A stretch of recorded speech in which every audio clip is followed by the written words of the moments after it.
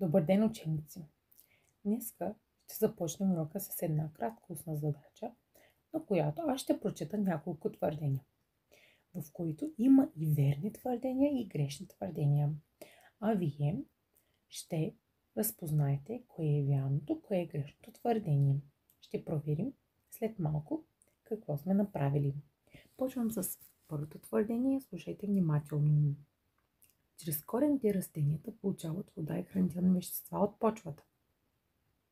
Второ, чрез листата растенията не поглъщат въздух и слънчева светлина. Трето, общото наименование на хората, животните и растенията е организми. Четвърто, мястото, в което живеят организмите, се нарича среда на живота. Пето, измененията, които придобиват животните, за да се адаптират към средата на живота, се нарича приспособяване. Шесто, животните, които се хранят с плодове, семена, листа и корен на растения, се наричат всеядни. И последно, телата се делят на твърди и течни. Сега да проверим кое е вярното, кое е грешното твърдение.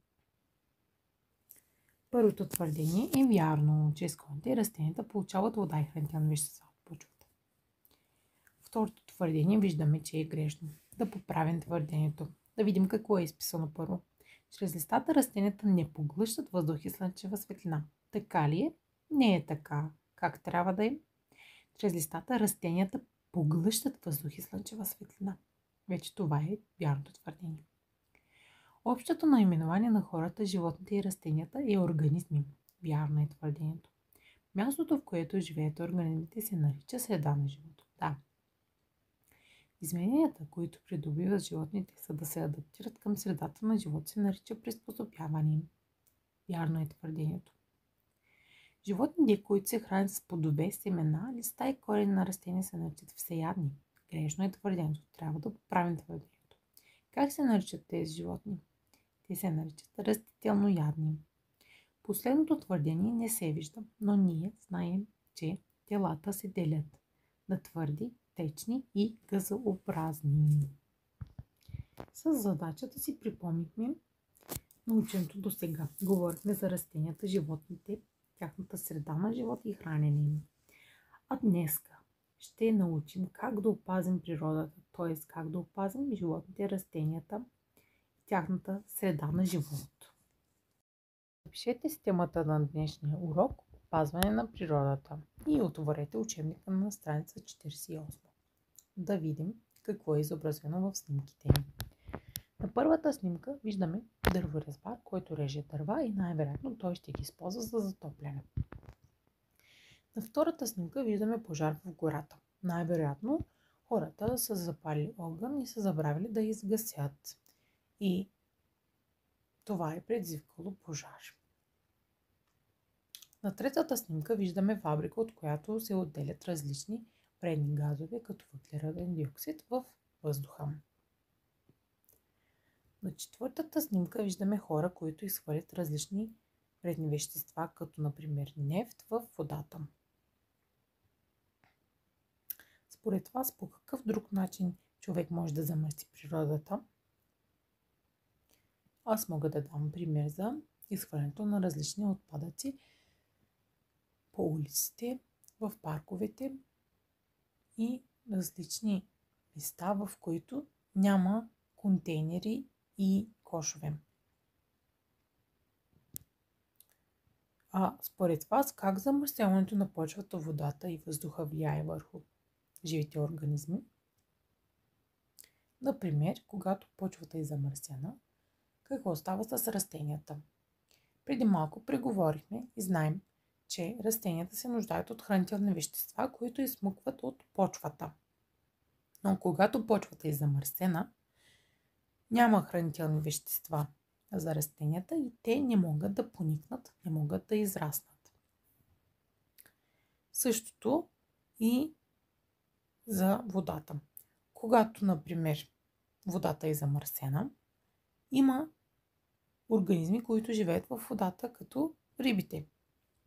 Но рибите се нуждаят от чиста вода. Когато водата е замърсена, те не могат да живеят там и следователно те загиват. във въздуха, когато въздухът е замърсен,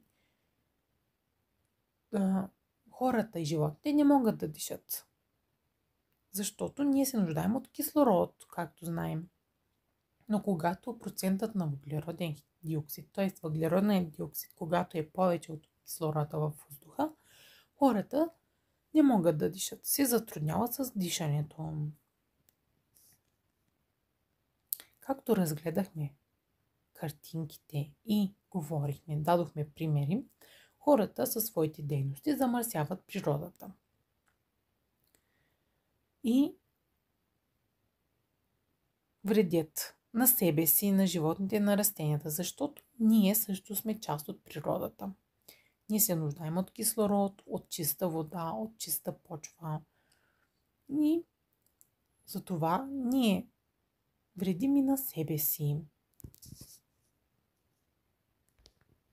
Както казахме, замърсяването на почвата, водата и въздуха влияе върху живите организми, които живеят в тях. Когато, например, казахме, водата е замърсена, рибите не могат да живеят там. И не човек само замърсява природата, но и променя средата на живота на растенията, животните и други живи организми. Сега си запишете в тетрадките първата точка на урока как се замърсява природата. Отговорихме на този въпрос. Вие може да оформите и като замърсяване на природата, както ви е лесно. Сега имаме кратка задача за групиране на източниците на замърсяване на водата, почвата и въздуха. Аз ще прочита източниците, а вие ще имате задачата да групирате. Начертайте една малка таблица в тетрадките си на 3 колонки. В първата колонка пишете вода, в втората въздух и на третата почва. След като прочета източниците, вие ще ги изпишете в съответната колонка. А сега ще ви прочета източниците. Използване на различни торове в земеделието. Хвърляне на отпадъци. Изхвърляне на твърди и радиоактивни отпадъци в водата. Изливане на олио в мивката. Заводи и фабрики. Моторни превозни средства. Сега да видим как ще ги групираме. Ето я таблицата. В първата колонка за вода изписваме изхвърляне на твърди и радиоактивни отпадъци в водата. Това е изключително вреди. Както видяхме и на снимката в учебника. Изливане на олио в мивката. Знаете ли, че това вреди на природата? Когато изливаме олио в мивката, олиото достига до водните басейни, реки, езера, морета и замърсява водата. Въздух. В колоната за въздух пишем заводи и фабрики, моторни превозни средства. Както видяхме и на снимките, заводите и фабриките. От заводите и фабриките се отделят вредни газове. Също и от моторните превозни средства. За колонката за почва пишем използване на различни торове в земеделието. Да, това вреди на почвата и също когато ядем различни плодове и зеленчуци, които са израснали с помощта на тези торове и химикали, те са вредни и за нас, и за човешкия организъм. И хвърляне на отпадъци, както казахме. Сега отворете учебника пак на страница 48 и да погледнем снимките. Както казахме, човекът замърсява природата и променя средата на живот на някои живи организми. А тези организми, които вече не могат да се приспособят към средата на живот, те изчезват. Те се наричат защитени видове. Ето някои от защитените видове са изобразени в учебника, като пясъчната лилия и тюленът монах. Пясъчната лилия расте по пясъчните брегове на Южното Черноморие и е защитен вид. Тюленът монах е изчезнал вид в Черно море. Вече е изчезнал и го нямам. И дългопънчестата печурка също е защитен вид, както виждате на снимката отдясно, може да я видите. Тя е вид гъба. А знаете ли как можем и къде можем да открием тези защитени видове? Сега ще разберем. Защитените видове можем да ги открием в Червената книга на България, която е разделена на 3 тома. Първият том – растения и гъби.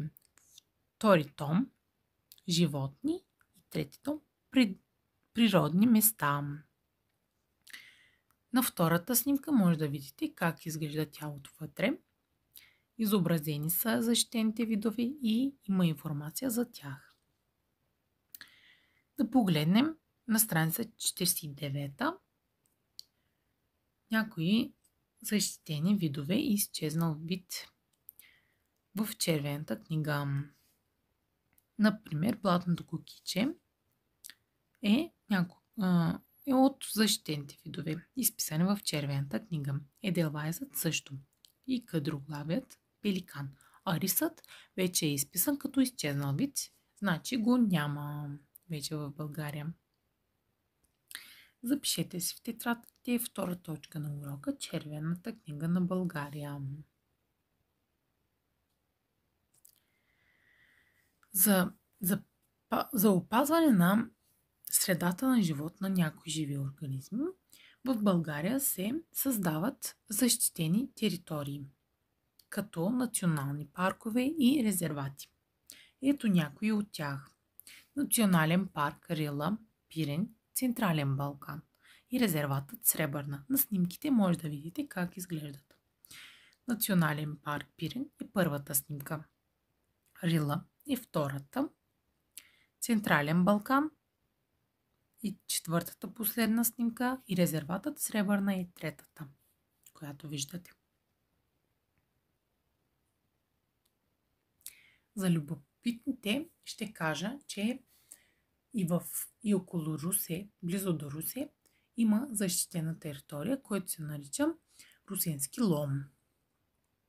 Може да намерите информация за него и за защитените видове в него.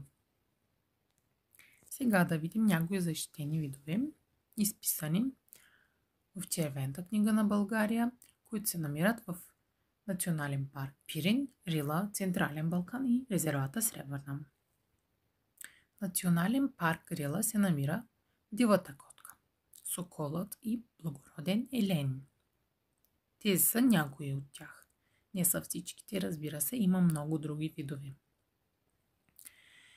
В Национален парк Пирин се намира пиринският мак, еделвайсът и пиринската мащирка. В Централен Балкан се намира българска еребия, лилава върбов пеперуда и седевката. И в резервата Сребърна ням лебед, лопатар и розов пеликан. Сега запишете трета точка от урока защитени територии в България. Изброихме ги.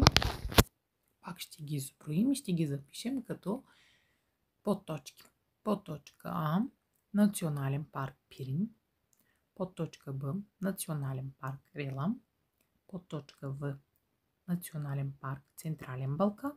Подточка Г – резерватът Сребърна. Говорихме за мерките, които вземат хората, за да опазят природата. според вас, в какви други дейности могат да се включат и децата? Например, може да се включат в оборки. Както виждаме на първата картинка, децата правят оборка в градината или в парка. На втората картинка виждаме момчето слага храна на птичките. Това може да се направи и в училище. Можем да направим кутии, в които да слагаме храна за птичките и те да се хранят от това. И на третата картинка виждаме, че децата засаждат дръвче. Това също е действие, което помага на природата. Какво научихме днеска? С кои дейности хората вредяха на природата? С изхвърлянето на отпадъци, с замърсяването на почвата, водата, въздуха, като например фабриките, като например изхвърляне на различни вредни вещества в водата. И така. А какво правяха хората, за да опазят разнообразието на растенията и животните в природата? Да, те създават различни защитени територии. Да дадем примери за животни, които са включени в червената книга.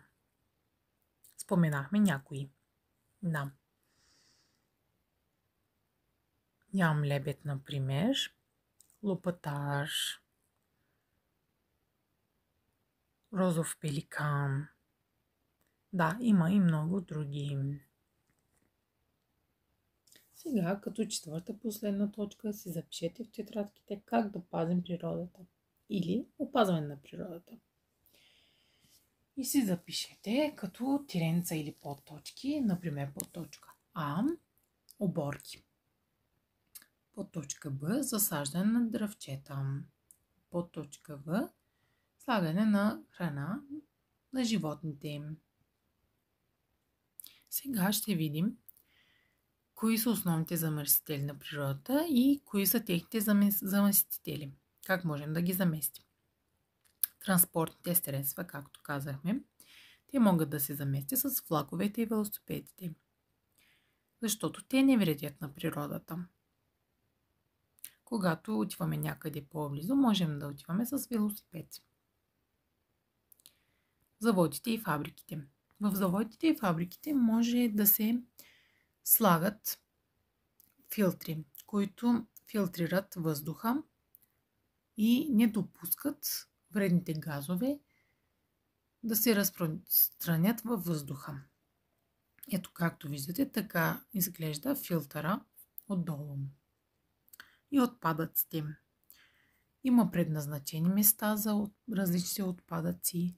Те се наричат цветни контейнери. Както виждате, на жълтия контейнер се изхвърлят металите, като кенчетата, като различни други кутии метални. В червения контейнер се изхвърлят пластмасовите бутилки и други различни пакетчета, найлонови турбички. В синия контейнер се изхвърлят хартиите, а в зеления контейнер се изхвърлят стъклените неща, като стъклени бутилки, чашки и други. Сега, като знаем това, къде какво се изхвърля, да свържем съответните отпадъци с съответните контейнери. Да видим какво има изобразено. Има хартии, има пластмасова бутилка, има пакетче от нещо от храна, може би чипс. Има найлонова турбичка, има закачалка счупена, която е пластмаса. Има вида, стъклена бутилка и чашка. Сега да ги свържем. Как ще ги свържем? Помислете си и сега да видим как са свързани. Както виждате, хартиите ще се изхвърлят в зеления контейнер. Металите ще се изхвърлят в червения контейнер. В жълтия контейнер ще се изхвърлят пластмасовата бутилка и пакетчето от чипс. И в синия контейнер ще се изхвърлят чашката и стъклената бутилка. Днеска се справихте много добре и за домашна работа отворете учебната тетрадка на страница 27 и погледнете втора и трета задача.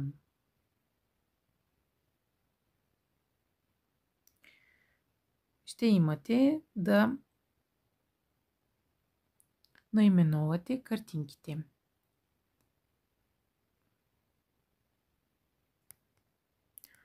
А последната задача, трета, ще намерите едно защитено растение или животно за нашия роден край, за Русе или откъдето ви е